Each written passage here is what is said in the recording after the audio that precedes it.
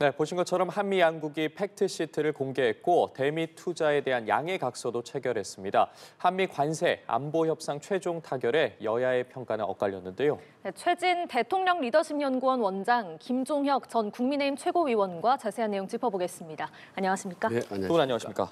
예. 자, 이재명 대통령이 어제 무역과 안보 분야 합의를 정리한 한미 공동 팩트시트를 직접 발표를 했습니다. 주요 발언 모아봤는데요. 듣고 나서 대담 시작해 보겠습니다. 우리 경제와 안보의 최대 변수 가운데 하나였던 한미 무역 통상협상 및 안보 협의가 최종적으로 타결됐습니다. 우리 경제가 충분히 감내할 수 있는 범위 내에서 또 상업적 합리성이 있는 프로젝트에 한해 투자를 진행한다는 점을 양국 정부가 확인함으로써 원금 회수가 어려운 사업에 투자를 빙자한 사실상 공여가 이루어지는 것 아니냐라는 일각의 불신과 우려 또한 확실하게 불식하게 됐습니다.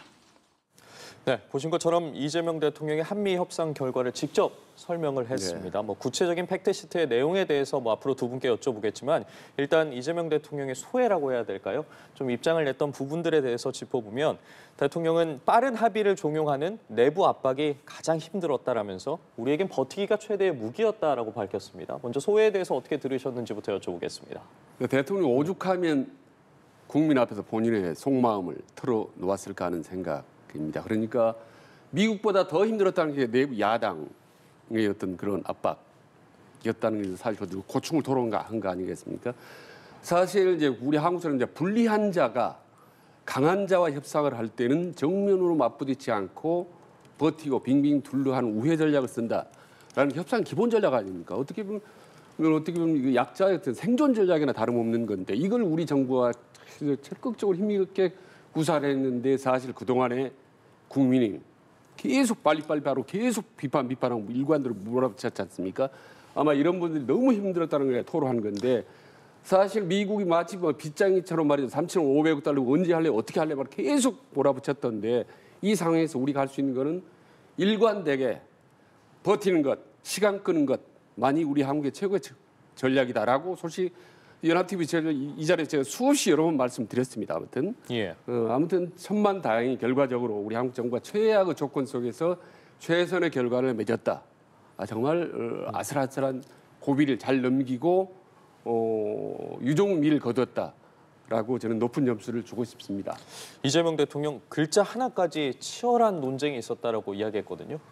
예, 그렇죠. 저는 일단 정부 여당이 고생했다, 정부가 고생했다 이렇게 생각을 합니다. 왜냐하면 이 트럼프 대통령이 그냥 일반적인 상식이나 합리를 가지고서 협상을 하는 게 아니잖아요. 이분이 그냥 자기 마음대로, 자기 멋대로 밀어붙이기를 하기 때문에 거기에 이재명 정부가 아니라 어떤 정부가 들어섰어도 거기에 맞서서 협상하기가 쉽지 않았을 것이다라는 생각이 듭니다. 그리고 적어도 이런 문제는 외교 안보와 관련된 사항은 이것은 초당적인 대응이 필요하다라는 생각이 들기 때문에 그렇게 박하게 공격하고 싶지는 않습니다. 그런데 지금 대통령이 얘기하시는 거 야당이 압박 때문에 힘들었다. 그건 좀 너무 이상한 것 같아요. 왜냐면 야당이 그런 거 하라고 야당이 있는 거 아닙니까? 이거 빨리 정확히 공개해야 됩니다. 그렇게 우리 야당이 밀어붙일 때 우리 정부로서도 또 거기서 협상 카드가 생기는 거예요. 근데 그런 것 자체를 무슨 야당 때문에 문제가 있었다라고 얘기하는 것은 제가 보기에는 좀 과한 얘기 같고요. 아무튼 지금 이제 여러 가지 문제, 공란이 많아요. 채워야 될 부분이 많습니다. 그래서 이제 사실상의 어떤 협상은 지금부터 시작돼야 될지도 모른다라는 생각이 듭니다. 예. 자, 하나하나 좀 짚어보도록 하겠습니다. 먼저 특히 성과로 지목되는 부분이 핵 추진 잠수함 그리고 우라늄 고농축과 또 핵연료 재처리에 대한 어떤 미국의 지지를 받았다. 이 부분으로 지금 성과가 지목이 되고 있는데 핵잠 건조를 어떻게 할 것인지 그리고 원자력 협정을 개정할 수 있을 것인지 이 부분은 좀 명확하진 않은 것 같더라고요. 일단 이 지점에서 저는 이제 보수 진영이라는 국민힘을 지지하는 사람을 한번 물어보고 싶습니다. 사실 우리 정부가 핵을 갖는 것 이건 어떻게 보면 보수 진영이 그토록 원했던 거 아니겠습니까? 홍준표 전 대표 같은 경우는 핵무장까지 주장할 정도로 핵을 우리 대한민국 보유하는 것은 그동안 국민의힘이나 보수 진영이 강력하게 요구했던 것인 게 이게 어떻게 보면 사실상 물꼬가 터진 거 아니겠습니까? 특히 핵 추진 잠수함 건조를 공식적인 문서를 통해 승인했다라는 거는 정말 어떻게 보면 이 이재명 정부가 아니라 보수 진영이 그토록 바라왔던 걸 쾌거를 이룬 거기 때문에 저는 국민의당에서 국민힘에서 어떻게 보면 이쯤에서 환영 메시지라도 내야 할 지경이 아닌가라는 생각 저는 한번 묻고 싶고 어쨌든 이건 너무 우리 정부의 국방 외교 강화 차원에서 잘 됐다라는 겁니다. 물론 이 후속 조치가 남아 있습니다. 자, 배를 어디서 건조하는 것. 근데 이거를 이제 한국에서 하기로 했다고 이제 안보실장이 이제 얘기는 하고 있습니다만은 예. 어쨌든 기간이라는 확정이 되려면 3년이 걸린다. 배가 완전히 최종적으로 건조되려면 10년이 걸린다. 이런 얘기가 있습니다만은 어쨌든 핵이라는 단어가 갖는 이 상징적인 이 의미는 엄청 큽니다. 지금 중국 정부도 아주 민감하게 반응을 하고 일본도 야 우리도 핵잠수함 가지고 완전 이렇게 나오고 있는 거 아니겠습니까? 이 엄청나게 큰 핵잠 어떻게 보면 보유, 건조 이 부분은 물꼬가 터졌기 때문에 이 부분은 우리 외교안보의 큰 하나의 전환점, 아주 긍정적인 모멘텀을 이루었다라는 점에서 이 점 또한 저는 높은 점수를 주고 싶습니다. 예. 공란이 많다라고 말씀을 해주셨는데 이 핵잠과 원자력 분야의 이런 성과에 대해서 좀 후속 협상이 중요한 부분도 있는 것 같아요. 물론이죠. 근데 지금 이제 핵추진 잠수함이잖아요. 근데 이것을 뭐 필라델피아에서 지을 것이냐 아니면 한국에서 건설할 것이냐에 대해서 명시적인 건 아직 나오지 않았어요. 근데 뭐 위성락 지금 안보실장이 한국에서 건조하는 걸 전제로 했다라고 얘기를 하니까 저는 그 말을 믿고 싶습니다. 한국에서 건조를 해야겠죠. 근데 사실 이게 그 원자력 추진 잠수함, 핵 추진 잠수함이 중요한 이유는 저는 이걸 전화위복의 계기로 좀 삼았으면 좋겠어요. 그래서 우리나라에서 핵 추진 잠수함을 건설하는데 미국 사람들이 보기에 야 저렇게 완벽하게 빠른 시일 내에 건조한단 말이야? 라는 것들을 좀 보여줬으면 좋겠어요. 그러면 아마 미국 쪽에서도 야 우리 군함들 수리하거나 그 미국 군함들 그렇다고 해서 지금 그 군함에 대해서 수리하거나 건조할 제조할 수 있는 게 중국, 우리, 일본 정도밖에 없지 않습니까? 그러니까 뭐 중국에다 할 수는 없는 거잖아요. 그러니까 한국에 맡기자. 뭐 이런 얘기가 좀 나올 수 있도록 이번에 핵 추진 잠수함과 관련해서 우리가 꼭 한국에서 건조를 하고 그다음에 그것을 기초로 해서 미국에도 봤지. 우리 실력이 이 정도니까 미국 군함 여기서 우리가 그 수리를 하거나 만들겠다. 물론 거기 존스법이라는 게 있었고 쉽지가 않아요. 미국의 내에서 미국의 모든 군함은 미국 내에서만 건조해야 된다라는 법안이 있어요. 근데 그것 때문에 사실 미국의 조선업이 망한 거예요.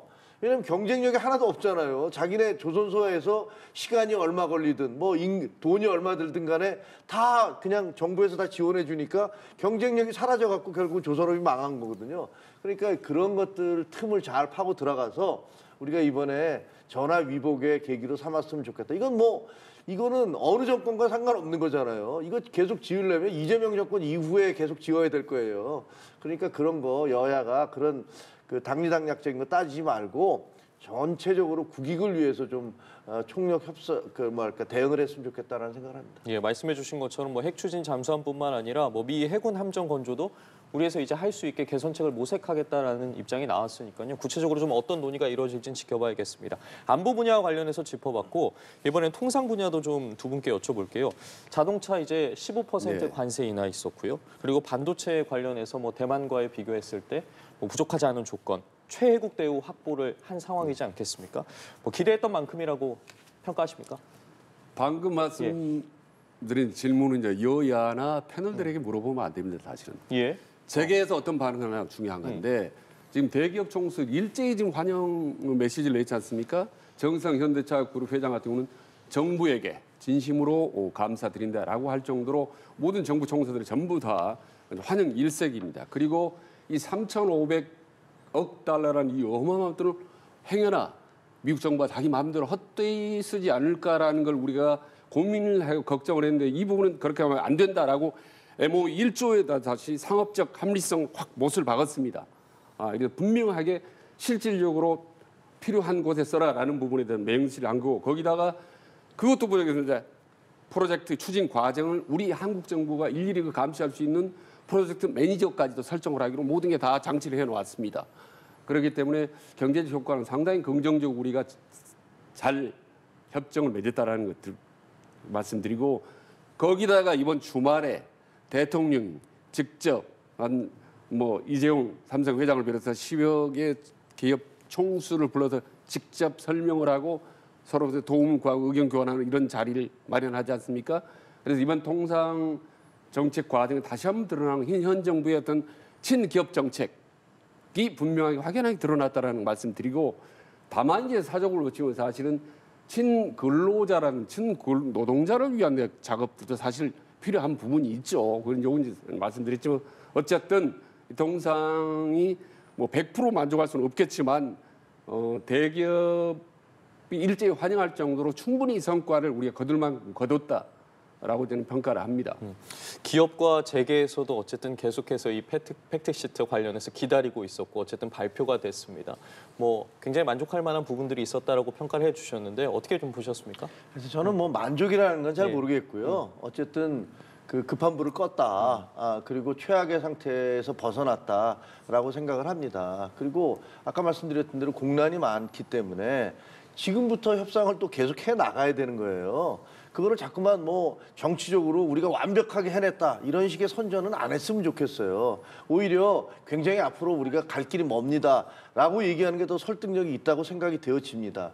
지난번에도 뭐 그 만나고 와서 그 트럼프 대통령 만나고 와서 너무나 완벽해서 협상문을 쓸 이유도 없다 이렇게 얘기했지만 나중에 보니까 그게 사실이 아니었잖아요. 그래서 지금 미국 측과 그 이후로 밀고 당기는 걸 계속했는데 에이펙 회담이 열리면서 사실 우리가 트럼프 대통령 왔을 때 여러 가지로 약간 외교적인 굴욕이라는 느낌이 들 정도로 환대를 해서 보냈어요. 금관까지 주고. 그러니까 미국 내에서는 무슨 왕을 만들냐 하면서 미국의 또 진보 진영에서는 그걸 갖고 공격하기도 했었지 않습니까?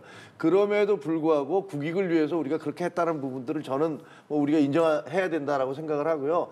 앞으로 계속 협상을 해 나갈 거라고 생각하고 또 저쪽에서 트럼프 대통령이 워낙 자기 말을 함부로 막 바꾸는 사람이기 때문에 또 어떻게 할지도 모르는 거예요. 그러니까 굉장히 살얼음 걷듯이 조심조심 가는 게 맞는 거지 우리가 완벽한 협상을 이뤘다 뭐 이런 식의 얘기는 안 했으면 좋겠습니다. 그러나 뭐 재계에서도 환영을 하고 있기 때문에 재계는 경제가 제일 그 두려워하는 게 불확실성 아닙니까? 근데 이 불확실성 뭐가 도대체 어떻게 되는 거야? 라는 부분들을 일단은 한 단계는 넘어섰기 때문에 그런 면에서 재계로서는 환영할 수밖에 없는 것이고 그래서 뭐 재계하고 손을 맞춰서 어깨동무하고 이 부분을 잘 앞으로 헤쳐나가기를 기대하고 있습니다. 네, 알겠습니다.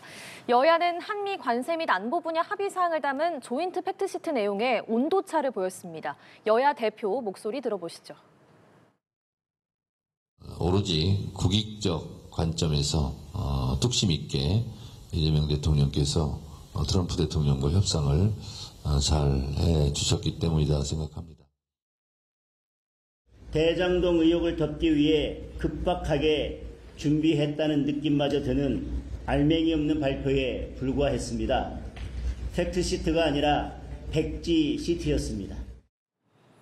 네, 팩트시트를 바라보는 여야의 시각차를 보고 오셨는데 민주당은 조약이 아니기 때문에 국회 비준이 필요 없다, 특별법으로 뒷받침하겠다 이런 입장이지만 국민의힘에서는 국회 비준 동의 받아야 된다 이렇게 주장을 하고 있잖아요. 어떤 생각이십니까? 여야 간에 이렇게 의견과 평가가 달라도 너무 다르다는 생각을 하면서 매번 합니다. 조금 전에 이제 김정우 의원님께서 말씀하신 정부가 완전하다, 너무 자족하지 말고 좀 낮은 자세로 조심조심 갔으면 좋겠다라는 말씀을 전적으로 동의를 합니다만은 국민의힘의 평가는 너무 야박하다라는 거예요. 한 번이라도 칭찬한 적이 있습니까? 사실 아까 조금 전에 말씀드린 외교 안보 분야 또 사실 보수 진영의 국민의힘이 그토록 원했던 방향으로 됐고 그다음에 어떻게 보면 통상 분야도 재계에서 환영하는 정도가 됐으면 상당 부분 절반 이상은 국민이 원하는 대로 됐는데도 불구하고 뭐라고 했습니까? 알맹이가 없는 백지시다. 국민님이 말하는 알맹이는 뭔지 모르겠어요. 거기다가 또 무슨 완전 백지시트라고 그랬죠. 아, 이건 너무했다. 사실 그래서 지금 최근에 부동산 정책이나 뭐 검찰 개혁이나 모든 분야에 있어서 국민님이 이렇게 비판 일변도로, 공격 일변도로, 강성 일변도로 몰아붙이는 것은 이거는 뭐 여야를 떠나서 정말 국민의힘의 전략적으로 바람직하지가 않다라고 저는 여러 번 말씀드립니다. 이러니까 지금 최근에 여론조사를 한번 보십시오. 국민의힘의 정당 지지율이 무당표보다도 더 적게 나오는 겁니다. 지지율이. 그래서 제발 좀 국민의힘이 좀 태도 좀 변화를, 전략적인 변화를 했으면 좋겠다. 대통령이 예뻐서 민주당 예뻐서가 아니라 본인을 위해서 그래야 여야가 어느 정도 균형을 맞춰야 되지 않습니까? 그리고 잘한 건 잘한다, 못한 건 못한다라고 해야 국민들이 아 그렇구나, 국민의힘 말이 설득력이 있구나라고 판단을 하는 거지. 처음부터까지 무조건 비판하고 반대하고 말에 공격하고 하면 누가 어느 국민이 어느 중도층이 국민의 말이 귀를 기담아 듣겠습니까? 그래서 이번 참 통상 결과 같은 거 정말 최악의 상황에서 많이 걱정해서 사실 이 연합TV에서도. 근데 이 정도는 부족하면 좀 잘한 건 잘한다고 얘기했으면 좋겠는데 하는 많은 아쉬움을 남습니다. 국민의힘에게 말씀입니다. 예, 여론조사 말씀해 주셨으니까요. 잠깐 전해드리자면 이제 한국갤럽이 지난 11일부터 13일까지 네. 이제 전국 만 18세 이상을 대상으로 실시한 여론조사고 정당 지지도는 이제 앞서 보신 것처럼 민주당이 42%, 국민의힘이 24%로 집계됐습니다. 자세한 내용은 중앙선거 여론조사 심의위원회를 참고하시라는 점 다시 한번 말씀드리겠습니다. 부동층은 얘기 안 씁니까? 27% 했지 않습니까? 예, 부동층 관련해서 이제 뭐 여야 말씀해 주셨으니까요. 네, 구체적인 내용은 또 중앙선거 여론조사 심의위원회에서도 참고하실 수 있다는 점 저희가 말씀드리면서 좀 네, 답변을 이어가도록 하겠습니다. 예, 이 국민의힘의 평가가 좀 야박하다, 이게 지지율에도 좋지 않다 이런 말씀을 해주셨는데, 그러니까 정부에서는 특별법을 좀 추진하겠다 이런 입장인데 과연 국민의힘과 그 특별법 협의가 잘 될 수 있겠습니까? 아니 저는 기본 생각으로 이거 어쨌든 그냥 있는 대로 얘기하고요. 이렇게 어려움이 있다라고 얘기를 하고 그다음에 국회 비준을 받았으면 좋겠어요. 그게 오히려 국회 비준을 받는데 국민의힘에서 다 거부를 하면 오히려 국민의힘에게 손해거나 여론이 나빠질 수 있어요. 그러니까 사실은 이러이러한 어려운 점이 있었고 이런 부분에서 우리가 최선을 다했고 이건 좀 아쉽다. 하지만 이거 비준을 해줘서 함께 가자. 함께 힘을 실어주자. 이렇게 가는 게 맞을 것 같아요. 그건 제 생각이고 그다음에 이제 그 두 대표들, 정청래 대표하고 장도혁 대표의 우리가 그 발언들을 들어봤잖아요. 정청래 대표한테 드리고 싶은 말씀은 과공은 비례다. 너무 그렇게 칭찬 일변도로 나가면 그거는 사람들한테 거부감을 준다. 이런 말씀을 드리고 싶고 장도혁 대표한테는 과도한 공격을 하면 설득력이 떨어진다. 아니 예를 들어서 뭐 미국과 이걸 협상을 지금 이번에 그 항소 포기 관련해서 이걸 잠재우기 위해서 뭐 급속히 준비를 했다. 이건 좀 논리적으로 말이 안 되잖아요. 미국이 뭐 한국에서 이런 일이 있는지 없는지 뭐 그런 거 따져갖고 우리 사정 봐줘가면서 그 협상하겠습니까? 그러니까 이렇게 공격하면은 또 보는 사람들이 저게 뭐지 이렇게 생각할 수 있어서 양쪽 대표 모두가 다 좀 합리적으로 설득력 있게 말씀을 해주시면 좋겠다. 라는 생각을 합니다. 알겠습니다. 이번엔 좀 주제를 바꿔보도록 하겠습니다. 노만석 전 검찰총장 대행의 퇴임식이 있었습니다. 어제 이제 퇴임식은 비공개로 진행이 됐지만 퇴임사는 이제 영상을 통해서 공개가 됐는데 그 내용을 좀 짚어보면 검사 징계 논의는 멈춰달라라고 강조했고 또 대장동 항소 포기 결정의 경위나 책임 문제는 별다른 언급을 하지 않았습니다. 어제 퇴임사 좀 어떻게 들으셨는지 여쭤볼게요. 일단 퇴임사의 핵심적인 메시지는 검사들의 징계를 좀 멈췄으면 좋겠다라는 것. 말하자면 검찰청 폐지를 좀 숙고해 줬으면 좋겠다. 법이 통과. 말하자면 안 했으면 좋겠다라는 식의 어떤 조직을 보호하는 논리를 편 거 아니겠습니까? 사실 뭐 노만석 전 검찰총장 대행인 검찰의 수장으로서 어떻게 보면 당연히 또 달리 보면 상당히 조직 보호 차원에서 의례적이고 대단히 뻔한 수사를 저는 했다고 봅니다. 사실은 과거에 보면 뭐 아시다시피 이 조직의 책임자가 그 조직을 해체하거나 대폭 개혁을 할 때는 다 저항했었습니다. 중앙정보부 그렇죠? 그때도 그렇고 그다음에 보안사 폐지할 때도 조직의 대표들이 강력하게 저항을 했습니다. 그리고 검찰청에서 그렇게 문제가 많았던 대검 중수부 기억하시죠? 중수부 그야말로 정치 권력의 어떤 핵심적인 기관이었던 중수부 폐지할 때 검사들이 일제히 반대를 해서 그때 검란이 일어났었습니다. 이번에 마찬가지입니다. 하물며 검찰청을 폐지하는 과정에서 노만석 전 검찰청 어떤 총장 대행이기 때문에 본인으로서는 다행히 뻔한 당연한 얘기를 했을지 모르겠지만 검찰 개혁이라는 게 도도한 어떤 시대적 흐름 속에서는 거스른 발언이었고 절절치 않은 발언이었다라고 저는 분명하게 말씀드립니다. 짚어주신 부분에 있어서 어쨌든 조직 안정과 관련된 검찰 내부의 분위기와 관련된 입장을 어쨌든 노만석 전 대행이 내놨고 노 대행이 물러난 직후에 정부가 어쨌든 구자현 서울고검장을 대검차장으로 바로 임명했습니다. 어제 이제 퇴임사 어떻게 들으셨고 그리고 정부의 임명 과정에 대해서 어떻게 보셨는지까지 좀 여쭤보겠습니다. 이게 뭐 노만석 그 총장 대행께는 상당히 죄송한 얘기지만 뭐 좀 직설적으로 말씀드리면 비겁한 검사의 전형을 보여줬다라고 생각을 합니다. 그리고 이 아마 노만석 그 검찰 대행은 최악의 검찰 수뇌부로 검찰 그걸로 기록되지 않을 역사에 기록되지 않을까 이렇게 생각을 합니다. 아니 본인이 퇴임사에서 밝히겠다고 얘기하지 않았습니까? 진실이 뭡니까 도대체? 항소 포기에 대한 진실이 뭐예요? 본인이 책임지고 내가 그렇게 했다라고 얘기를 하든가 아니면 내가 압력을 받아서 어쩔 수 없다고 얘기하든가 이것도 아니고 저것도 아니고 뭐 용산과 법무부에 의해서 내가 뭐 부대꼈다 어쩔 수 없었다 뭐 이런 얘기를 하다가 퇴임사에서는 뭐 그쪽에서 지시해서 내가 결정했으면 내가 한 거지 뭐 도대체 무슨 말인지 알 수가 없게 이것도 아니고 저것도 아니고 이런 식으로 비비 돌려서 얘기를 하니까 지금 그걸 지켜보던 국민들은 도대체 저 사람 무슨 얘기를 하는 거야? 라는 생각하지 않습니까? 굉장히 비겁한 태도예요. 그리고 무슨 어떻게 보면 검사들 징계하지 말아주세요. 뭐 이렇게 징징댑니까? 이게 뭐 하는 짓이에요? 아니 이 정도의 최소한의 자존심도 없습니까? 그래서 저는 굉장히 그 비판적으로 바라볼 수밖에 없고 저뿐만이 아니라 국민들 모두가 그러하실 거라고 생각합니다. 예. 구 신임 차장이 이제 어제 기자들 앞에서 검찰 조직 안정화를 좀 최우선 과제다 이렇게 밝혔는데 과연 지금 검찰 내부의 좀 반발을 검찰 내부의 그런 사태를 어떻게 수습할지 좀 주목이 되는 상황인데 이런 가운데 민주당은 검찰의 내부 반발을 정치검사의 학명으로 규정을 하고 검사 징계 강화법을 추진을 하고 있으니까 그러니까 이른바 검사 파면법으로 검사도 일반 공무원처럼 파면할 수 있게 하겠다 이런 건데 보니까 검찰총장까지도 대상이 되더라고요. 네, 그렇습니다. 일단 종론적으로 조금 전에 김정은 의원께서 말씀드린 것 내용은 보수 진영에 앉아있는 패널로서 상당히 정말 국민의힘이 새겨드려야 될 쓴소리를 했다는 점에서 저는 높이 평가한다는 말씀을 드리고 그리고 공무원들이 정치적으로 휘둘리고 편향되다 하면은 가짜였습니다. 공무원법에 의해서 바로 징계를 받게 됐습니다. 그런데 공무원보다 훨씬 더 중요한 일을 하기 때문에 훨씬 더 중요한 정치적 중립을 요구하는 검찰들이 정치적인 행동을 할 경우는 속수무책입니다. 국회 탄핵까지 거쳐도 아주 복잡하게 절차를 거치도록 해서 검찰을 2중, 3중으로 보호하도록 했습니다. 왜 그렇게 해야 되는 겁니까? 더 이상 저는 검찰에 대한 기득권이나 보호망은 이제는 해체돼야 된다고 봅니다. 그런 점에서 검찰이 과도하게 정치적으로 치우치거나 혹은 직접적으로 정치적인 행동을 했거나 하는 경우에 대해서는 징계를 분명하게 해야 된다. 일반 공무원들과 똑같은 법을 적용해라. 그런 점에서 검사 파면법에 이른바 좀 표현 좀 세긴 합니다만 검찰 파면은 필요하다, 불가피하다.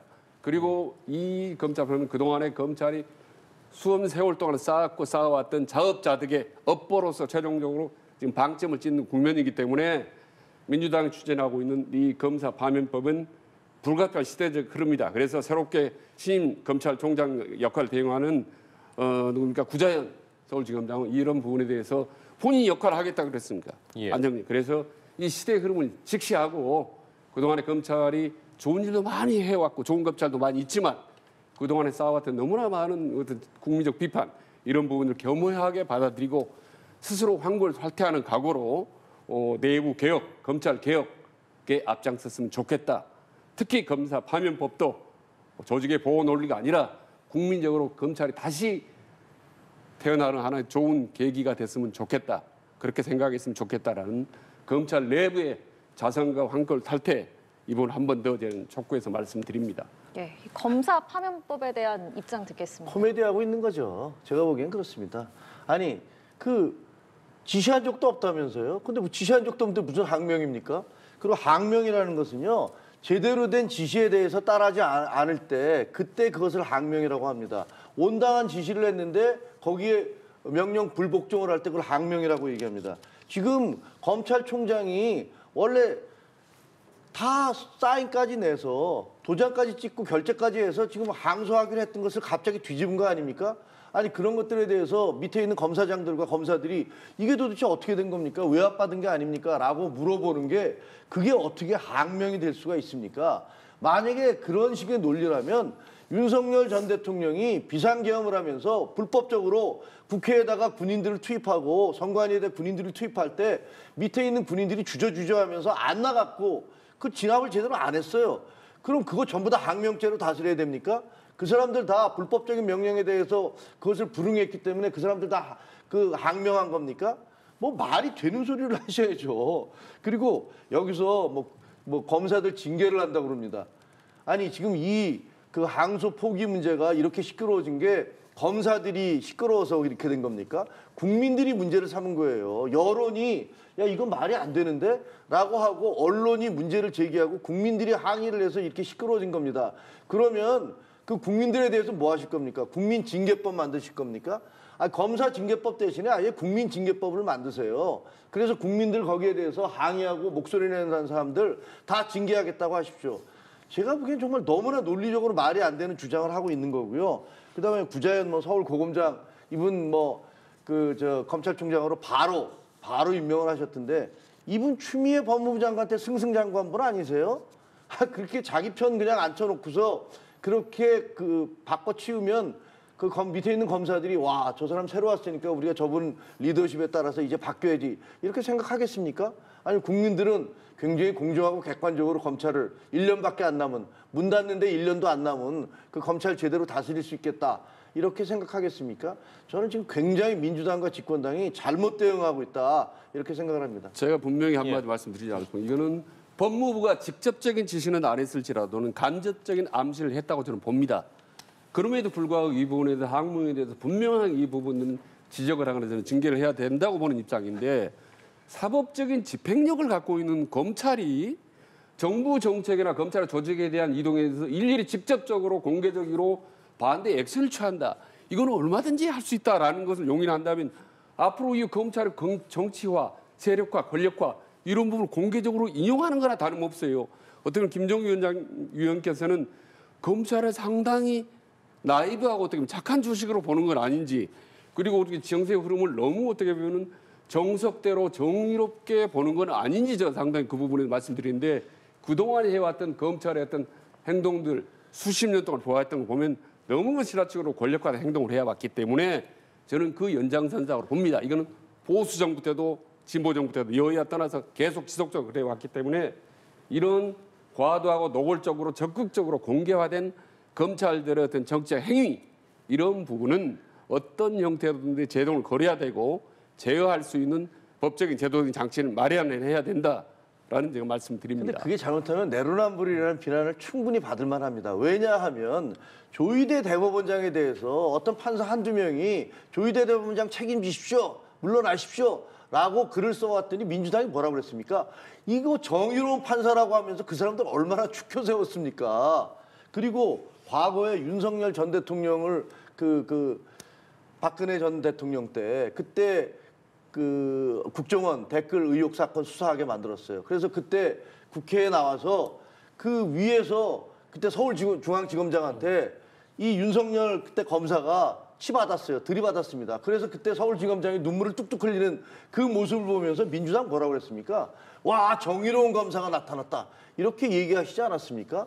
아니, 자기들한테 유리한 얘기를 주장을 할 때는 대법원장에 대해서도 그렇고 자기 상사에 대해서 그렇게 비판하는 것들을 정의롭고 올바른 행동이라고 그렇게 축겨 세우셨으면서 지금처럼 마땅히 해야 될 항소를 포기한 그 검찰총장에 대해서 밑에 있는 검사들이 이게 어떻게 된 겁니까? 총장님 이거 설명해 주셔야죠. 라고 주장한 것을 항명이라고 얘기를 해요? 그게 왜 항명입니까? 아니 그게 정상적인 명령에 대해서 항의를 한 게 아니고 항거를 한 게 아니고 뭔가 이상하다, 뭔가 압력을 받아서 바꾼 것 같다에 대해서 총장으로서 그 부분에 대해서 확인하고 해명해달라고 얘기하는데 그게 왜 항명이지 저는 전혀 모르겠고요. 예. 민주당은 그동안에 계속적으로 내부자 고발법 이런 것들을 부추기면서 그런 사람들을 보호해줘야 된다라고 주장해왔던 게 민주당입니다. 그렇게 주장하던 분들이 지금 이 사안이 벌어지자 집단으로 이런 사람들은 무슨 징계를 하겠다고 얘기를 하는 것은 정말로 내로남불이고 어불성설이고 제가 아까 말씀드린 대로 거기에 대해서 항의하는 국민들에 대해서 국민징계법을 만드세요. 그러면. 그 말씀은 전혀 동의하지 않는다는 말씀드리고 예. 그 논리는 다음 기회에 말씀드리겠습니다. 알겠습니다. 두 이 분의 시간이 의견은 없다고 충분히 하니까. 들어봤고 예. 또 관련해서 여야에서도 국회에서 굉장히 큰 대치가 있을 것 같습니다. 저희 이제 주제를 바꿔서 끝으로 이 내용을 좀 여쭤보도록 하겠습니다. 대장동 개발 비리 민간업자죠. 1심에서 징역 4년을 선고받은 남욱 변호사 측이 이제 검찰이 동결시킨 수백억 원대 재산을 좀 풀어달라고 요구를 했습니다. 지금 남 변호사 측의 내용을 보면 서울중앙지검에 검찰이 좀 추징 보전을 해제하지 않으면 국가배상 청구를 검토하겠다고 했어요. 이 상황 어떻게 보십니까? 참 좋게 보지 않습니다. 예. 이 상황을. 아니, 대장동 사태 핵심이 뭡니까? 민간업자들이 어떤 공무원들 회유가 협박하고 어떻게 보면 협잡을 해서 엄청난 부당이득을 챙기게 하고 그다음에 어떤 지자체에는 많은 손실을 입혀서 결국은 최종적으로 주민들이 많은 손실을 입게 한 사건 아니겠습니까? 그렇다면 그 부당이득은 당연히 환수해야 되는 거죠. 근데 되려 그 많은 부당이득을 챙기고 부당한 해를 끼쳤던 장본인이 이제 와서 무슨 국가배상을 청구한다라는 거는 저는 어불상설인 거고요. 이 부분에서 어떻게 대처를 하는지 정부가 혹은 검찰이 하는지에 따라서 과연 이 정부 이재명 정부의 공정성이 어느 정도로 이제 확립되어 있는지 이 부분에 대해서 저희 평가할 수 있다고 봅니다. 그래서 저는 남욱 변호사 측, 남욱 측의 어떤 주장은 전혀 옳지 않다라고 저는 말씀드립니다. 같은 생각이십니까? 아니 이게 지금 말도 안 되는 얘기죠. 그래서 항소를 해야 된다고 했던 거예요. 이제 저 사람들 다 합쳐봤자 473억인가밖에 추징금 안 나왔습니다. 그런데 지금 남욱 변호사 그 본인이 최초 투자한 돈이 얼마인지 아세요? 8,700만 원인가 8천 얼마입니다. 그래서 배당금이 1,000억입니다. 이게 말이 안 된다고 그래서 문제가 됐던 거 아닙니까? 그래서 국민들이 들고 일어났던 거 아닙니까? 그런데 저 사람에 대해서 이번 1심 판결에서 추징금 0원입니다. 그러니까 이 사람 동결자산 다, 나 추징금 하나도 없어. 근데 문제는 뭐냐면요. 항소심에서 이 사람 추징할 수가 없어요. 항소를 포기했기 때문에 불이익 변경 금지의 원칙에 의해서 추징이 안 됩니다. 그리고 더 이상 형량도 올라갈 수가 없어요. 그러니까 저 사람으로서는 당연히 그러니까 지금 니네 동결을 했던 거 다 풀어줘 라고 요구를 하는 거죠. 저 사람이 이제 재벌됐어요. 그리고 거기서 이제 저 사람들이 사놓은 부동산이 몇 년 사이에 100억씩 올라갔다는 거 아닙니까? 그럼 감옥에서 얼마 있을지 모르겠어요. 지금 현재 8년, 6년, 몇 년 이렇지 않습니까? 이제 한 1년씩 살았어요, 이미. 그리고 그러면 이 정권 들어와서 이게 더 다운될 거 아닙니까? 항소심에서는 더 다운시키면은 그러면 법무부 장관이 이제 가석방을 해주면 이 사람들이 진짜 말 그대로 2, 3년 살고 나오는 거예요. 2, 3년 살고 나와서 1,000억을 준다면 대한민국 국민 중에서 제가 보기에 저부터라도 들어가겠습니다. 한 3년 살고 1,000억 받아갖고 살죠. 이렇게 말이 안 되는 일이 있기 때문에 그래서 항소를 해야 된다는 건데 항소를 포기해버렸어요. 이러니까 국민들이 지금 들고 일어나는 거 아닙니까? 이렇게 말이 안 되는 것들에 대해서 책임을 누군가 져야 됩니다. 이 책임, 이 사람들에 대해서 지금 노만석, 그다음에 그 위에 명령한 사람들, 이 사람들 민사소송 걸어갖고 이 사람들이 갚아야 됩니다. 네, 알겠습니다. 그 시간이 있는 거 아닙니까? 그 검찰 관련, 항명 관련해서 사실 짧게 드리겠습니다. 민주당이 문제가 있었다 과거 이 부분은 전적으로 동의합니다. 근데 민주당의 과거에 문제가 있었다고 그래서 지금은 국민의힘 문제가 없다라고 얘기할 수 있는 건 저는 문제가 있다고 보는 거죠. 사실은 결론은 과거에 민주당도 문제가 있었어서 맹렬하게 지적했듯이 이번에 국민의힘이나 검찰의 행동도 분명하게 지적을 해야 된다. 예. 지금 검찰이 이런 항명성 행동들을 조금처럼 이걸 봉하고 이게 설득력이 있다, 얼마든지 할 수 있다라고 한다면 이건 정말 앞으로 이후 검찰뿐만 아니라 모든 어떤 국가기관, 공공기관이 정부 정책이나 대통령 발언에 대해서 공개적으로 적극적으로 공개적인 발언을 할 수 있는 어떻게 보면 물꼬를 터주고 합리화시켜줄 수 있는 부분이기 때문에 이건 대단히 문제가 있다라는 말씀 거듭 드립니다. 딱 한 가지만 말씀드릴게요. 예. 아니 그러면 박정훈 대령을 왜 의인이고 영웅이라고 얘기했습니까? 윤석열 대통령이 지시를 했는데 그 지시에 대해서 항명한 거 아닙니까? 그거 말이 안 된다고 생각하니까 반대한 겁니다. 그 박정훈 대령에 대해서 뭐라고 얘기했습니까? 그 영웅이고 의인이고 그 사람 승진시켜야 되고 포상시켜야 된다고 민주당이 그렇게 얘기했고 그렇게 진행되고 있지 않습니까?